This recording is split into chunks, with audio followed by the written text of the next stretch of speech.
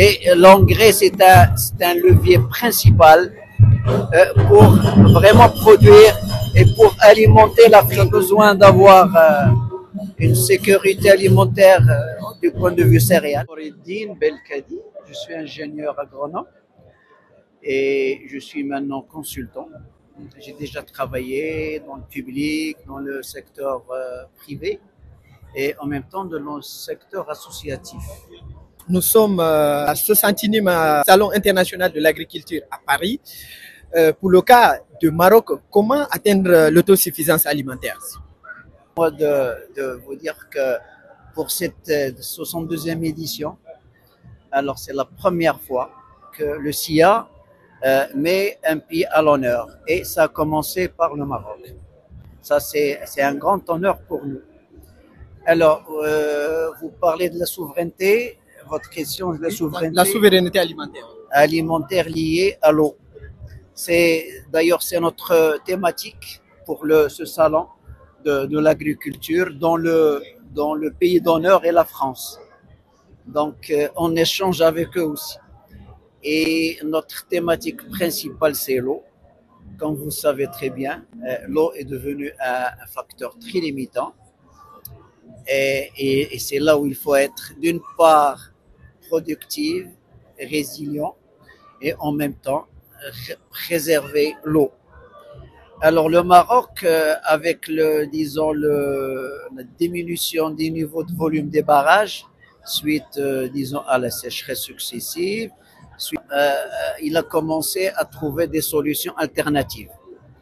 La première, c'est que je crois que c'est la première fois qu'on parle d'autoroute de l'eau.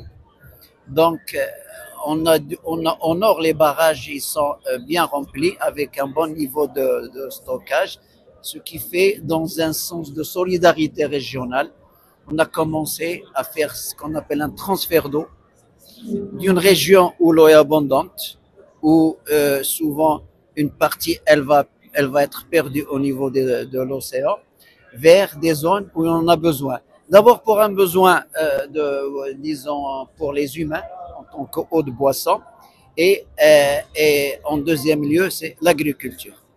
En même temps, on a jusque-là développé ce qu'on appelle, l'eau de dessalement. C'est à travers les unités de dessalement. On a une quinzaine et on a en programme d'ici 2030 une autre quinzaine.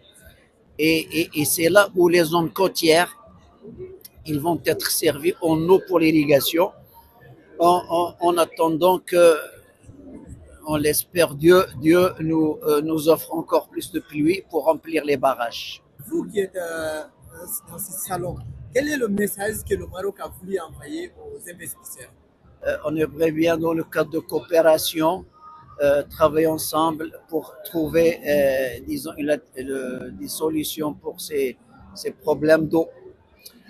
D'autre part, le Maroc, il fait ici la promotion des produits pour l'export. Et on voudrait, moi, à travers là, trouver de nouveaux marchés au niveau de la France et au niveau de l'Europe. Aujourd'hui, quelle est la priorité du Maroc en matière de sécurité alimentaire? On a besoin d'avoir une sécurité alimentaire du point de vue céréal, parce que à peine l'autosuffisance, il est de 50 à 60%, mais on travaille sur ça avec tout ce qu'on appelle l'agriculture de conservation. Pour les autres produits, on travaille sur le sucre, on travaille sur tout ce qui est oléagineux pour les huiles, et on a déjà l'autosuffisance pour le lait. Pour le lait et la viande. Depuis que vous êtes venu rencontrer certains investisseurs, est-ce que vous avez discuté sur certains plans? Non, pas encore, c'est le premier jour. Alors, ce matin, on était sur l'ouverture officielle du SIA et du pavillon du Maroc. Donc là, c'était avec le chef de gouvernement du Maroc, il y avait aussi donc le ministre de l'Agriculture et toute la délégation officielle. Plusieurs pays importent leurs produits. Comment inverser la tendance pour le Maroc? Alors, pour inverser, d'abord, il faut assurer l'eau d'irrigation. Parce que sans l'eau, on ne peut pas vraiment être productif. Alors, vous parlez de l'Afrique. Le Maroc, il est très ouvert sur l'Afrique. Il est déjà présent à travers l'OCP. C'est l'organisme qui produit sur place, au niveau des pays africains, les engrais. Et l'engrais, c'est un levier principal pour vraiment produire et pour alimenter l'Afrique. Parce que l'eau, il existe en Afrique, dans la majorité des disons l'engrais, comme les fertilisants. Alors, que faites-vous pour la transformation de vos produits locaux? Alors, chez nous, la transformation, elle est bien en avance, sur tous les plans. Légumes, fruits, le lait, viande, etc. La dernière question, comment vous faites pour que la jeunesse s'investisse dans ce domaine de la production agricole au Maroc? Alors, le Maroc, il offre du terrain. C'est dans le cadre de partenariat.